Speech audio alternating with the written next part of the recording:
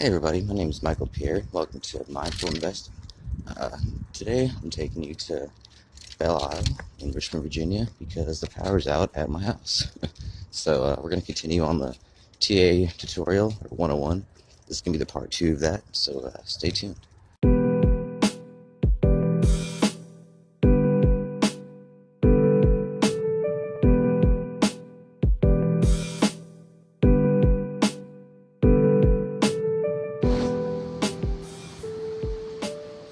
Beautiful out here.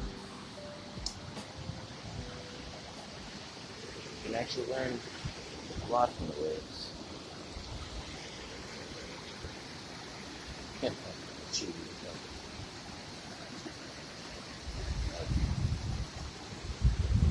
It wasn't until I realized how much stocks move, just like waves, I actually got a good method down. How to constantly win.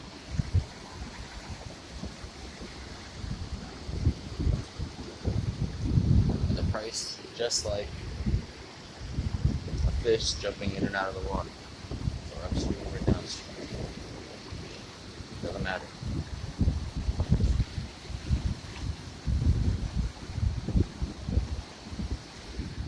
And we're back. All right. So we're gonna continue where we left off. We're in beautiful Belle Isle on location. So yeah, it's gonna be chill. Wind's blowing a little bit, but we're gonna manage. So the last thing I left off on, one of my favorite ways to trade or tools to use actually is the exponential moving average. This is the type of moving average that is similar to a simple moving average, but it gives more weight to the more recent data. So the time frame is closer to the present day.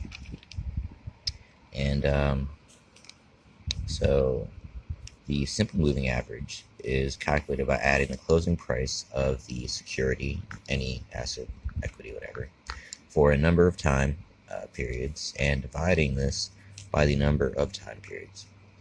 So relative to the exponential, this one reacts faster to recent price changes. So you'll see more parabolic curve on the exponential compared to the simple. So I like it because it reacts, more to more recent data, which I think plays a little bigger role, personally. Here we go. Yeah. We're just gonna get another one later. C'est la vie. So, for example, an exponential versus a simple.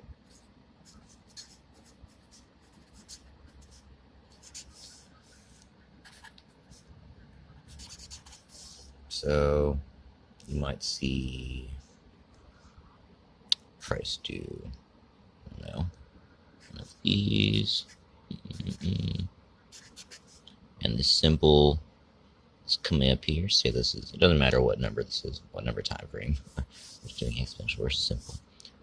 Exponential will be more parabolic, as in this kind of sharp up and inevitable downswing, but we ain't focusing on that right now.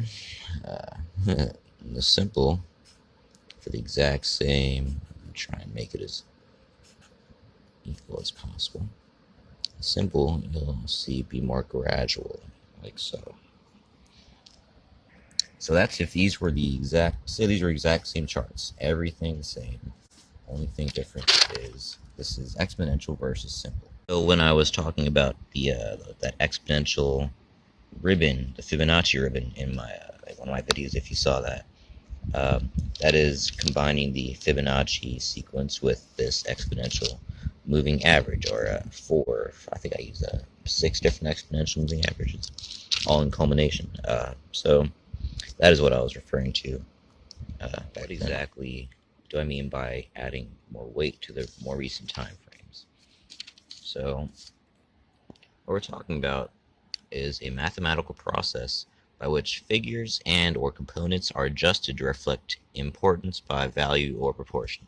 So weighted average takes into account the proportional relevance of each component of that given set. So instead of measuring each individual component equally, so instead of giving the same weight to each candle in a certain, say it's a 10-day moving average, so 10 bars, you give more weight in your algorithms to the more, say, the more recent time frames, the 3 most recent instead of all 10 of them. So for example, the Dow Jones is a price-weighted average that compares each security based on the stock's price relative to the sum of all the stock's prices. NASDAQ, on the other hand, is a market capitalization weighted index where each company is measured relative to its market value. So on the next page, I have a little bit of some, I'd say, common but not as common as the flags, but still must-knows, I would still say. Some more patterns that good to recognize, some on longer time frames than others. There are some patterns that are a lot more likely to appear on, say, maybe weeks or months, those types of time frames, than hours, minutes, days. So one of those is cup and handle. So this is a pattern on a bar chart that results in exactly what it sounds like. So you have this right here that kind of looks like a teacup. So the cup here, and it'll have a sharp downturn after this rounding bottom to make the handle before this bullish spike upward. But like I said, this takes 7 to 65 weeks roughly. So it's about a month to a year for this type of pattern to form. All right. So I'm going to pause it right here and save the last few pages for the part 3 of this video, TA 101. Thank you for watching, and stay tuned for the next one.